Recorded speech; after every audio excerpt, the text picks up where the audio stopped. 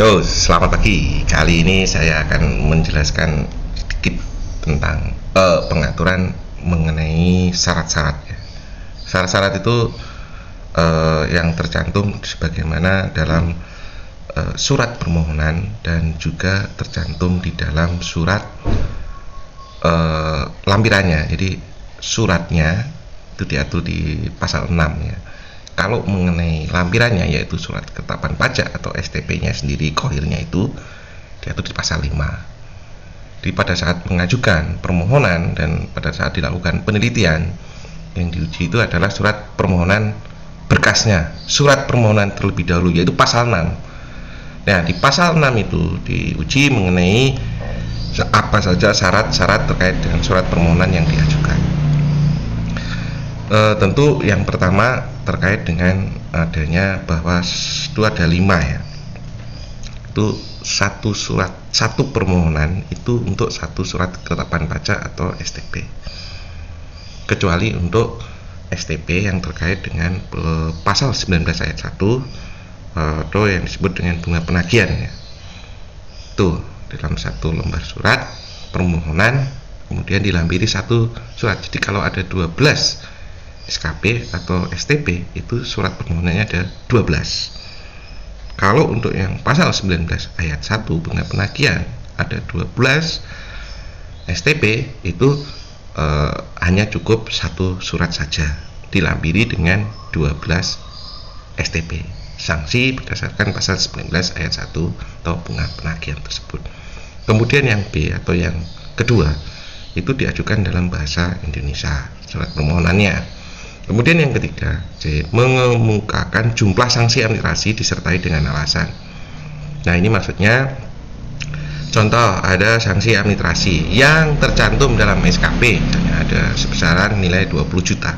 Itu dikemukakan. Kalau permintaannya penghapusan berarti dari 20 juta menjadi 0, atau kalau pengurangan itu dari 20 juta menjadi 10 juta. Itu harus tertulis di dalam surat permohonan sebagaimana dalam format terlampir dalam PMK 8 tersebut, disertai dengan alasan. Nah, alasan ini yang mendukung kenapa mengajukan permohonan pengurangan sanksi. Nah, itu maksudnya demikian. Nah, itu disertai dengan alasan-alasan tersebut, yaitu alasannya apa? Misalnya kalau likuiditas yang mempengaruhi kelangsungan usahanya ya laporan keuangan, kemudian ada arus kas di neracanya, kemudian ada perhitungan rasio kan gitu. Nanti ketika diuji lebih lanjut apakah benar yang diajukan alasan tersebut mendukung. Dan juga ada alasan-alasan lain sebagaimana dimaksud dalam pasal 12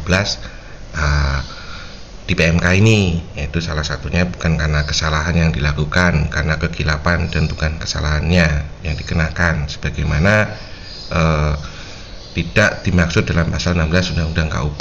Kemudian yang B karena kesalahan pihak ketiga, karena kondisi-kondisi KAR, misalnya ada kepacaran, banjir dan sebagainya. Dan yang tadi yang keempat adalah karena adanya kesulitan likuiditas yang mempengaruhi kelangsungan usahanya.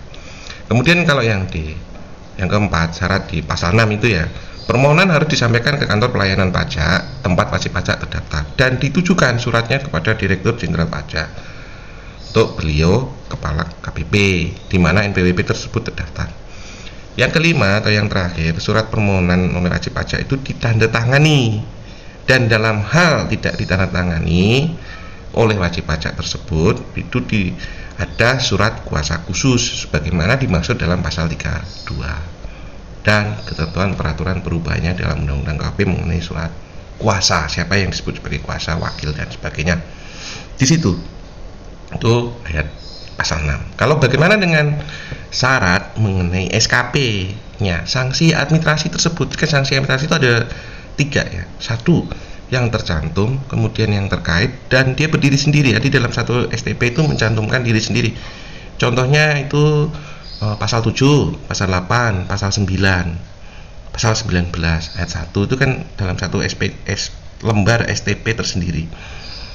Sementara kalau untuk yang tercantum itu ada penetapan surat ketetapan pajak atas kurang pajak yang dibayar, kemudian ada sanksinya dihitung. Misalnya pasal 13 ayat 2, 13 ayat 3, pasal 14. Di sini saya contohkan ya, misalnya yang tercantum itu, yang tercantum maupun yang terkait itu persyaratan atas SKP-nya itu sama ya, terkait dengan adanya permohonan keberatan dan pengajuan pengurangan atau pembatalan SKP yang tidak benar. Contohnya seperti ini, saya uraikannya. Itu ada 8. Yang pertama, tidak diajukan keberatan. Jadi kalau ada SKP yang sedang diajukan keberatan, itu tidak boleh mengajukan permohonan pengurangan atau penghapusan sanksi administrasi. Titik. Ini perlu disadari. Kalau tidak diajukan keberatan syaratnya, itu kan syaratnya berarti kalau mengajukan keberatan berarti tidak memenuhi, kan begitu. Kemudian yang B, diajukan keberatan tetapi dicabut oleh wajib pajak dan sudah mendapatkan persetujuan, itu tidak boleh mengajukan permohonan pengurangan sanksi administrasi. Atau yang ketiga, diajukan keberatan tapi tidak dipertimbangkan. Jadi sudah diajukan keberatan kemudian ditolak, itu juga tidak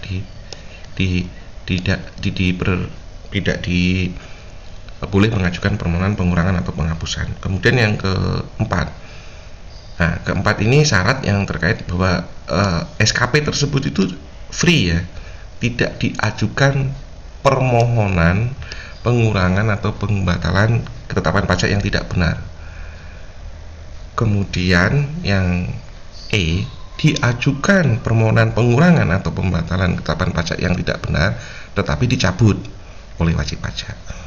Kemudian yang keenam, diajukan permohonan pembatalan tetapi dicabut. Nah, kalau yang 5 tadi kan yang keenam tadi kan tidak sedang diajukan. Jadi kemudian kalau yang ke-7, diajukan permohonan pembatalan tetapi dicabut.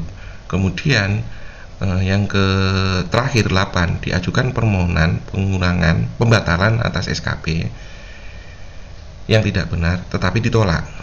Jadi kondisinya ini ada 3 ya. Kalau untuk yang pasal 36 ayat 1 huruf D itu tidak 4 ya. Diajukan permohonan tapi dicabut, tidak sedang diajukan permohonan, diajukan permohonan tetapi ditolak, diajukan permohonan tetapi dicabut. Jadi ada kondisinya itu ada 4.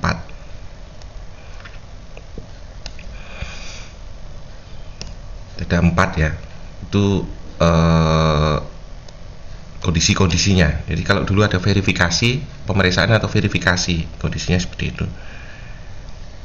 Itu diatur karena PP 74 itu sudah dicabut dengan PP 50 tahun 2022, maka itu disesuaikan di situ. Kondisinya semacam itu di PP-nya. Ya. Oleh karena itu nanti akan saya lanjuti dengan pengaturan mengenai PP 50 tahun 2022. Bagaimana penyesuaian mengenai tidak diajukan keberatan dan tidak sedang diajukan permohonan. 2 kondisi ini memenuhi, yang lainnya adalah tidak memenuhi. Jika itu tidak dimenuhi, dilanggar, tidak disesuai dengan persyaratan, maka tidak dapat diproses lebih lanjut atau ditolak. Amar dari putusan surat permohonan pengurangan atau penghapusan sanksi itu ada 3, yaitu mengabulkan seluruhnya, mengabulkan sebagian, dan menolak, ditolak atau mempertahankan. Di mengabulkan seluruhnya dihapus, mengabulkan sebagian dikurangkan, kemudian mengabulkan, menolak, mempertahankan. Demikian. Untuk selanjutnya saya akan terangkan mengenai PP 50 tahun 2022. Terima kasih.